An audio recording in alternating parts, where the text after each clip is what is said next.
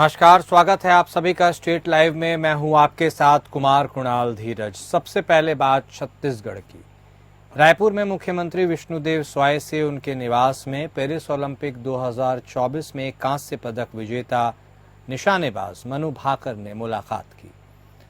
मुख्यमंत्री स्वाय ने मनु भाकर का छत्तीसगढ़ में स्वागत करते हुए कहा कि आपकी उपलब्धि से पूरा देश गौरवान्वित हुआ है। मनु भाकर राजधानी रायपुर में आयोजित 27वीं अखिल भारतीय वन खेलकूद प्रतियोगिता के समापन समारोह में हिस्सा लेने छत्तीसगढ़ पहुंची हैं। उल्लेखनीय है कि मनु भाकर ने पेरिस ओलंपिक 2024 की 10 मीटर एयर पिस्टल प्रतिस्पर्धा और 10 मीटर मिक्स डबल्स में कांस्य पदक जीता है। मनु भाकर ओलंपिक पदक जीतने वाली पहली भारतीय महिला निशानेबाज है।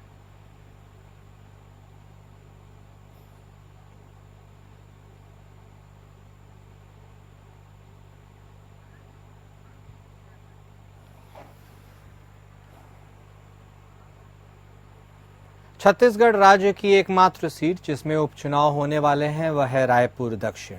इसे बहुत महत्वपूर्ण सीट भी माना जाता है। 8 बार के विधायक पूर्व मंत्री बृजमोहन अग्रवाल के सांसद बनने के बाद इस सीट पर 13 तारीख को चुनाव होना है। भारतीय जनता पार्टी ने अपने प्रत्याशी के नाम की भी घोषणा कर दी है। बीजेपी के वरिष्ठ नेता सुनील सोनी को इस सीट के लिए प्रत्याशी बनाया गया है। रायपुर शहर में 2 बार के महापौर पूर्व सांसद सुनील सोनी पर बीजेपी ने विश्वास जताया है। रायपुर के सांसद बृजमोहन अग्रवाल, जिन्होंने दक्षिण विधानसभा में 8 बार से विधायक रहने का उन्होंने अपना रुतबा बनाया है, उन्होंने पत्रकारों से बातचीत कर कहा कि सुनील सोनी रायपुर के जाने माने नाम हैं। 2 बार महापौर भी रह चुके हैं। रायपुर में विकास की गंगा भी है।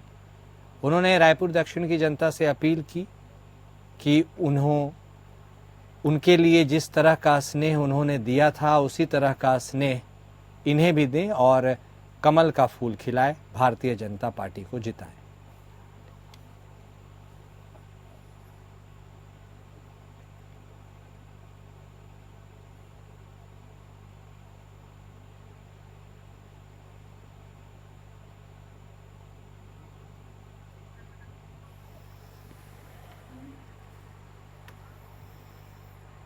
और अब खबर मध्य प्रदेश से, जहां शिवपुरी जिले की दूर दराज सबसे बड़ी तहसील खनियाधाना में पीएम श्री शासकीय माध्यमिक विद्यालय क्रमांक 1 में बच्चों को बांटने के लिए आई सरकारी किताबों को कबाड़ी में बेचने का मामला संदिग्ध हो गया है। ये स्वीकारोक्ति शिवपुरी डीपीसी दफेदार सिंह सिकरवार ने विद्यालय क्रमांक 1 में पहुंचकर जांच के बाद कही है। इसके साथ ही अब वह जिला स्तर पर प्रकरण की जांच कराने की बात कह रहे हैं। खनियाधाना के पीएम शासकीय माध्यमिक विद्यालय के प्राचार्य मनोज जैन और शिक्षक मनोज कोली का एक वीडियो इंटरनेट पर वायरल हुआ था। वीडियो में दोनों शिक्षक रात के अंधेरे में मोबाइल की रोशनी में बच्चों को बांटने के लिए आई सरकारी किताबों को एक कबाड़ी को बेचने का काम कर रहे थे। कबाड़ी राकेश साहू भी इस वीडियो में मौजूद था। स्थानीय युवाओं ने यह वीडियो बनाकर इंटरनेट पर अपलोड किया। मामला तूल पकड़ा। जांच कर पूरे मामले में प्राचार्य और शिक्षक को क्लीन चिट दे दी गई। इसी क्रम में डीपीसी दफेदार सिंह सिकरवार ने भी मौके पर जांच की। मीडिया के समक्ष उन्होंने बयान दिया कि प्रथम दृष्टया मामला संदिग्ध है। अब जिला स्तर से अन्य विभाग से मामले की जांच करवाई जाएगी। जो भी तथ्य सामने आएंगे उसके आधार पर कार्रवाई होगी।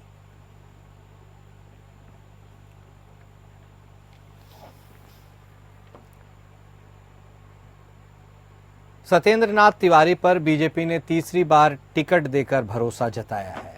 पूर्व विधायक सत्येंद्र नाथ तिवारी ने कहा कि बीजेपी के इस भरोसा पर गढ़वा विधानसभा क्षेत्र से चुनाव जीतकर बीजेपी के झोली में अपना सीट वो भारी मतों से जीतकर देंगे। वहीं उन्होंने कहा कि हमारी लड़ाई लगातार जारी थी, गरीबों के हित में कभी भी किसी के लिए पीछे नहीं हटा। उसी का नतीजा है कि बीजेपी ने मुझ पर तीसरी बार भरोसा किया है। इसके लिए उन्होंने पार्टी का आभार जताया। आम जनता से भी अपील किया कि भारत को विश्व का सबसे बड़ा गुरु बनने के लिए जो प्रधानमंत्री का लक्ष्य है उसे कि यहाँ की जनता भरपूर सहयोग देगी और जल्द ही इसे साकार किया जाएगा। इसके साथ ही उन्होंने भारी मतों से जीत के लिए गढ़वा विधानसभा के लोगों से अपील भी की और कहा कि उन्हें जिताकर पीएम का सपना पूरा करें।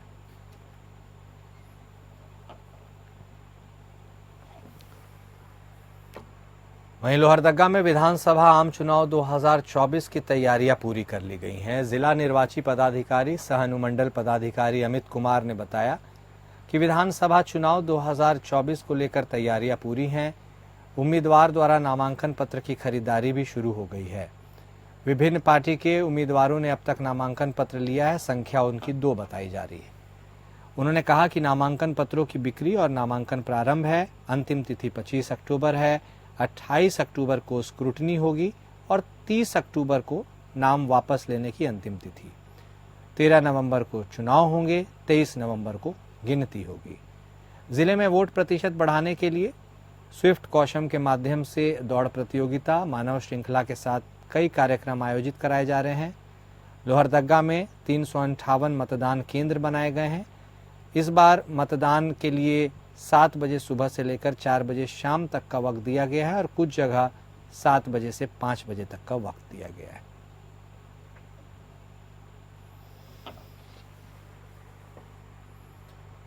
बोकारो जिले के चंदन क्यारी विधानसभा से दूसरी बार बीजेपी का टिकट मिलने के बाद नेता प्रतिपक्ष अमर कुमार बावरी बोकारो पहुंचे।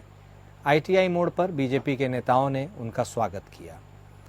इस दौरान मीडिया से बातचीत करते हुए उन्होंने यह कहा कि राज्य में एनडीए की सरकार आ रही है। इस बार हम लोग माटी बेटी और रोटी के सवाल पर चुनाव लड़ेंगे। विपक्षियों की कोई चाल कामयाब नहीं होगी।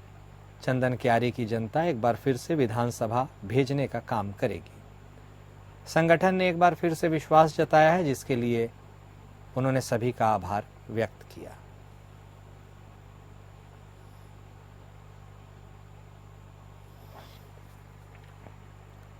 विश्व स्तरीय चिकित्सा सेवा बोकारो में भी मरीजों को उपलब्ध हो सकेगी। पूर्वी भारत का सबसे आधुनिक अस्पताल एक ही छत के नीचे वर्ल्ड क्लास मेडिकल फैसिलिटीज देने का दावा कर रहा है। मेडिकेंट अस्पताल बोकारो में सुपर स्पेशलिटी विभाग की विस्तृत श्रृंखला उपलब्ध है। झारखंड का यह पहला अस्पताल है जहां 600 बेड की सुविधा है। यहां मरीजों को आधुनिक सुविधाएं उपलब्ध होंगी। इस आधुनिक अस्पताल में उच्च गुणवत्तायुक्त चिकित्सा सेवाएं प्रदान की जाएंगी। यह जानकारी अस्पताल के चेयरमैन और प्रबंध निदेशक डॉक्टर माजिद अहमद तालीकोटी ने अस्पताल परिसर में मीडिया से बातचीत के क्रम में कही। उन्होंने कहा कि इस आधुनिक अस्पताल में नवीनतम तकनीक, उन्नत उपकरण और विश्व स्तरीय इंफ्रास्ट्रक्चर के साथ अपनी सेवाओं का विस्तार किया गया है। यहाँ के डॉक्टर की टीम देश के विभिन्न राज्यों से आई है, जिनमें अपने अपने क्षेत्र के विशेषज्ञ शामिल हैं। इसका मोटो बड़ा सिंपल है, to save precious life, to give quality care at the affordable price at your doorstep. इसमें अनोखा ये है कि जैसे मैं कैंसर सर्जन हूँ, दिल्ली से हूँ और मुझे वहाँ से लाया गया है कि आपकी सेवा के लिए, और दिल्ली से बेटर सुविधाओं के hospital you can not find a medicant like facility in US, Japan or anywhere. You can find similar facility. कैसे? If you see, if I give you the example of the doctors, we have all DM, MCH, qualified doctors. We have got the best of the team because we, जैसे मेरा अपना भी experience है या हमारी team का जो experience है, we have sacrificed our whole life in serving. Now we are here to serve Bokaro, Jharkhand and India. Jharkhand में आगामी चुनाव की घोषणा के बाद जेएमएम का चुनावी सभा आरंभ हो गया है। आपको बता दें कि गांडे विधायक कल्पना सोरेन का आगमन डुमरी विधानसभा के चपरी में हुआ। स्वागत कार्यक्रम के बाद उन्होंने जनता को संबोधित किया। नवाडी के विनोद बिहारी चौक में माल्यार्पण कर विधायक कल्पना सोरेन ने डुमरी विधानसभा अंतर्गत पारगो तिलैया से सभा को संबोधित किया। सभा में मुख्य अतिथि के रूप में मंत्री बेबी देवी और उनके पुत्र राजू महतो उपस्थित रहे। सभा को संबोधित करते हुए मंत्री बेबी देवी ने कहा कि हेमंत सरकार ने सारा काम किया है। जो काम बाकी रह गया है, अधूरा रह गया है, वो काम पूरा करने के लिए फिर से हेमंत सरकार को जिताना है। साथ ही उन्होंने कहा कि दिसंबर तक मैया सम्मान योजना का 1000 रुपये प्रतिमाह से बढ़ाकर 2500 रुपये प्रतिमाह कर दिया जाएगा। उनके साथ साथ गांडे विधायक कल्पना सोरेन ने झारखंड के वीर शहीद आंदोलनकारियों को सम्मान देते हुए कहा कि जोहार झारखंड की पहचानियत है। बीजेपी पर निशाना साधते हुए कहा कि चुनावी सभा के माध्यम से बहुत से लोग बाहर से आएंगे, बड़ी बड़ी बातें करेंगे। पूर्व में विपक्ष डबल इंजन की सरकार के साथ झारखंड में स्कूलों को बंद करने का काम उसने किया है। हमारा पैसा 136 करोड़ रुपया, जिससे कितना विकास हो सकता था, उस पर प्रतिबंध लगाया हुआ है। केंद्र सरकार हमेशा से हम लोगों के साथ भेदभाव करती आ रही है, ऐसा उन्होंने कहा।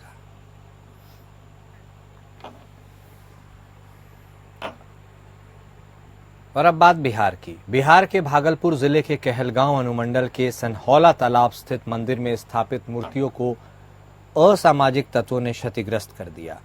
इस घटना के बाद हंगामा मच गया। स्थानीय लोगों ने मुख्य सड़क जाम कर दिया। बताया जा रहा है कि जब आज पुजारी मंदिर पहुंचे थे तो मंदिर में देखा उन्होंने कि 6 मूर्तियों को क्षतिग्रस्त कर दिया गया है। किसी का हाथ तो किसी के चेहरे पर हमला किया गया है।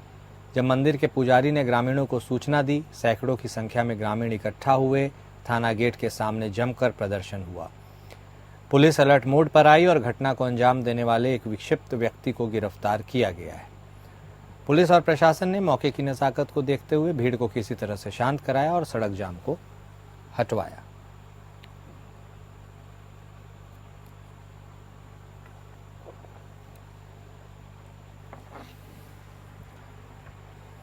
बिहार के औरंगाबाद में आंगनबाड़ी केंद्र में खिचड़ी खाने से 10 बच्चे अचानक बीमार पड़ गए। उन्हें उल्टियां और दस्त होने लगी। मामला औरंगाबाद जिले के कुटुंबा प्रखंड के बलिया पंचायत के बजहारी गांव का है। ग्रामीणों ने आंगनबाड़ी सेविका हुस्ना बानो पर बच्चों को दिए जाने वाले पोषाहार में घटिया किस्म के अनाज का इस्तेमाल करने का आरोप लगाया। उन्होंने बताया कि बच्चे आंगनबाड़ी केंद्र से खिचड़ी खाकर घर आए। 2 घंटे के बाद सभी को उल्टी दस्त होने लगा। आनन फारन में बच्चों को डॉक्टर के पास ले जाया गया। खबर लिखे जाने तक कोई अप्रिय घटना नहीं हुई। बच्चों का इलाज चल रहा है। पूछताछ के दौरान बच्चों ने बताया कि खिचड़ी के बाद उन्हें दवा खिलाई गई थी, परंतु सीडीपीओ श्वेता कुमारी ने बताया कि बच्चों को किसी भी तरह की दवा नहीं पिलाई गई। प्रखंड के किसी भी केंद्र पर दवा का वितरण नहीं हो रहा। ग्रामीणों ने मामले में जांच की मांग की है।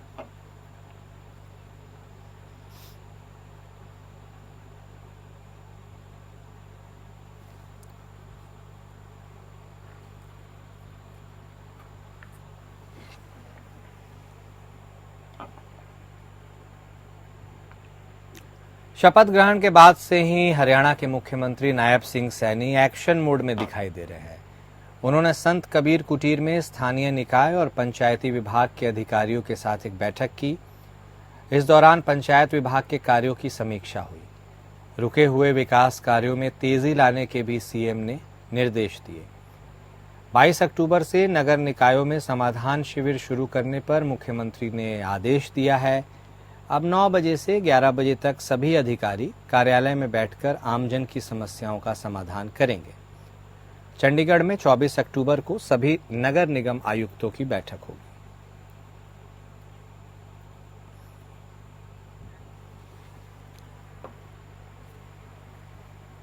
हरियाणा सरकार में कैबिनेट मंत्री पद की शपथ लेने के बाद गुरुग्राम पहुंचे राव नरबीर सिंह ने सबसे पहले अपने माता पिता की मूर्ति पर माल्यार्पण किया। पिता से आशीर्वाद लेने के उपरांत उन्होंने गुरुग्राम में अधिकारियों की बैठक ली। बैठक के दौरान राव नरबीर पूरे एक्शन में नजर आए। उन्होंने अधिकारियों को अल्टीमेटम देते हुए कहा कि गुरुग्राम में भ्रष्टाचार को किसी भी कीमत पर बर्दाश्त नहीं किया जाएगा। भ्रष्टाचार की शिकायत मिली तो जेल जाने के लिए तैयार रहें। अधिकारी गुरुग्राम को स्वयं ही छोड़कर चले जाएं, ऐसा उन्होंने कहा यदि कोई लिप्त पाया जाता है। उन्होंने कहा कि गुरुग्राम स्वच्छ और सुंदर शहर बनाना उनकी प्राथमिकता है। शहर को स्वच्छ बनाना, पॉलीथीन अतिक्रमण, जाम और मुक्त शहर के एजेंडे पर उन्हें आगे बढ़ना है।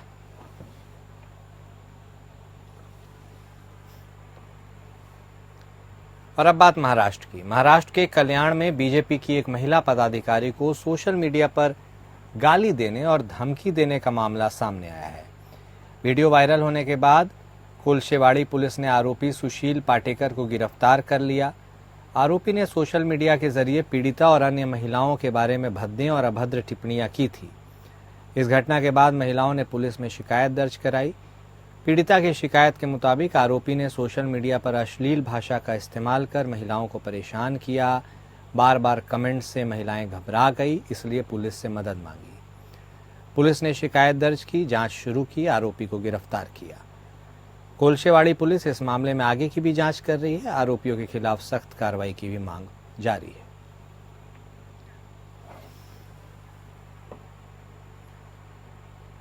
और अब बात राजस्थान की, जहां आरएसएस के 10 कार्यकर्ताओं को चाकू घोंपने के आरोपी के घर को बुलडोजर से गिरा दिया गया।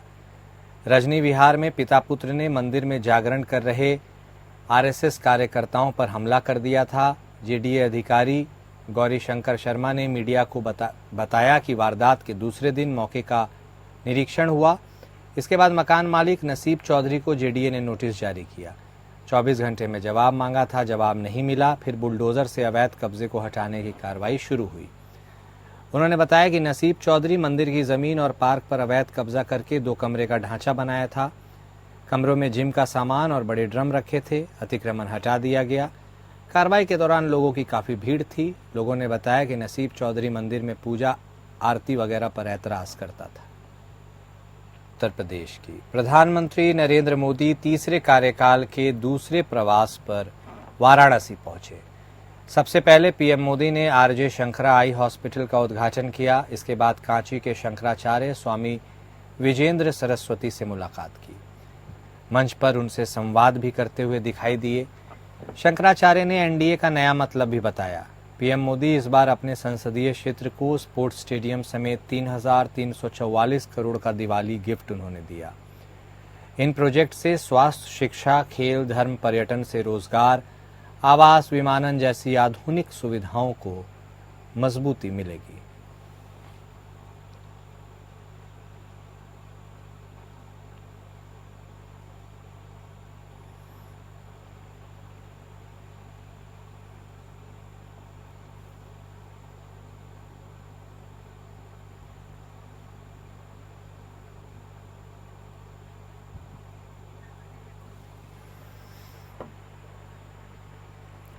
उत्तराखंड के मुख्यमंत्री पुष्कर सिंह धामी ने देहरादून में आयोजित गोरखा दशैं दीपावली सांस्कृतिक महोत्सव में बतौर मुख्य अतिथि हिस्सा लिया।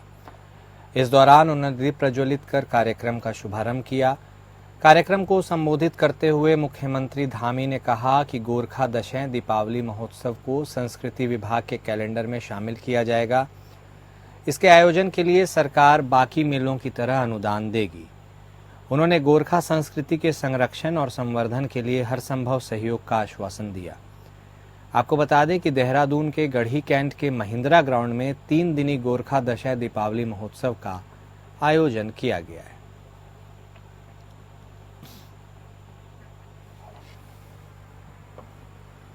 उत्तराखंड के बागेश्वर जिले से एक बड़ी खबर सामने आई है। बागेश्वर के कटपुछिना में विजिलेंस विभाग की टीम 1,000 रुपए की रिश्वत लेते हुए पटवारी को रंगे हाथ गिरफ्तार किया है।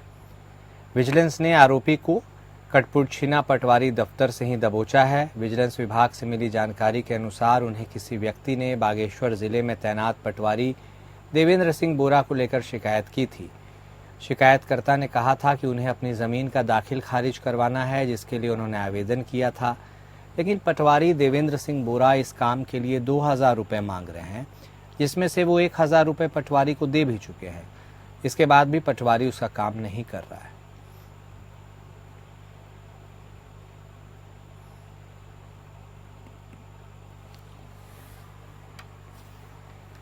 देश की सबसे बड़ी निजी कंपनियों में से एक रिलायंस इंडस्ट्रीज के चेयरमैन मुकेश अंबानी आज केदारनाथ और बद्रीनाथ धाम पहुंचे, जहां उन्होंने बाबा केदार और भगवान बद्री विशाल के दर्शन किए। प्रसिद्ध उद्योगपति मुकेश अंबानी पहले बद्रीनाथ धाम पहुंचे, उसके बाद केदारनाथ धाम दर्शन के लिए गए। मुकेश अंबानी ने बद्री विशाल का आशीर्वाद लिया।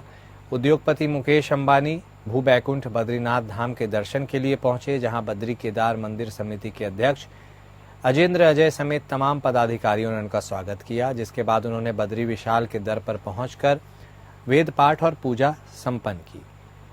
उसके बाद उन्होंने मंदिर परिसर स्थित माता लक्ष्मी मंदिर में भी दर्शन किए।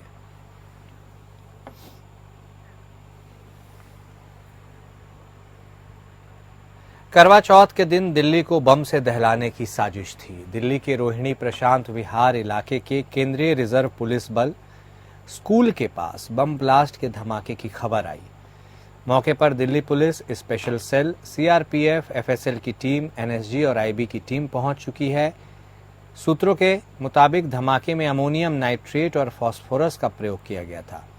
पुलिस को घटनास्थल से सफेद पाउडर भी मिला है। जांच जारी है। जानकारी के अनुसार दिल्ली पुलिस और सीआरपीएफ ने पूरे इलाके को कब्जे में लिया है। एनएसजी, आईबी और एनआईए की टीम घटना की जांच में जुटी है। पुलिस ने बताया कि धमाके में प्रयोग सामानों को किसी लोकल मार्केट से खरीदा गया होगा। पुलिस ने बताया कि इस ब्लास्ट में मुस्लिम कट्टरपंथियों का हाथ हो सकता है। उन्होंने कहा कि ब्लास्ट की टाइमिंग में कुछ गफलत हुई, नहीं तो ज्यादा नुकसान हो सकता था। इस घटना का वीडियो एक शख्स ने अपने छत से भी बनाया है। तो करवा चौथ के अवसर पर दिल्ली को दहलाने की एक साजिश है, जिसका खुलासा पुलिस ने किया है। रोहिणी इलाके में सीआरपीएफ स्कूल के पास अचानक बम फटने की खबर आई। इससे पूरे इलाके में हड़कंप मच गया। सीआरपीएफ, पुलिस, स्पेशल सेल और तमाम आईबी और एनएसजी की टीम के साथ एनआईए की टीम, एफएसएल की टीम भी वहां पहुंची। पूरे इलाके को घेर लिया गया, सील किया गया और उसके बाद एक एक कड़ी की जांच शुरू की गई। जांच में यह पाया गया कि अमोनियम नाइट्रेट और फास्फोरस का इसमें इस्तेमाल हुआ है। अंदेशा यह भी जताया गया कि संभवतः किसी लोकल मार्केट से सामान खरीदा गया था और अंदेशा यह भी जताया गया है कि इसमें मुस्लिम कट्टरपंथियों का हाथ हो सकता है। फिलहाल जांच अभी जारी है। दिल्ली में पर्यावरण संबंधी चिंताओं का साया मंडरा रहा है। मौसम पूर्वानुमान के मुताबिक आज से अगले कुछ दिनों तक लोगों को वायु गुणवत्ता में गिरावट का सामना करना पड़ सकता है। मौसम संबंधी पूर्वानुमानों से संकेत मिलता है कि आज वायु गुणवत्ता बहुत खराब श्रेणी में पहुंच गया है। 21 अक्टूबर तक ऐसा ही रहेगा, जिससे स्थिति और खराब होने की संभावना है। मौसम पूर्वानुमान के मुताबिक दिल्ली में अगले 4 दिनों तक हवा में प्रदूषण की स्थिति गंभीर रहने की उम्मीद है। इन दिनों हवा की गुणवत्ता बहुत खराब और खराब श्रेणी के बीच उतार चढ़ाव करती रहेगी। प्रतिकूल मौसम संबंधी स्थितियों के कारण यह और भी गंभीर हो गया है। प्रदूषण के प्रभाव से लोगों को तकलीफ हो सकती है। लोगों के लिए स्वास्थ्य संबंधी गंभीर चिंताएं भी उत्पन्न हो सकती है।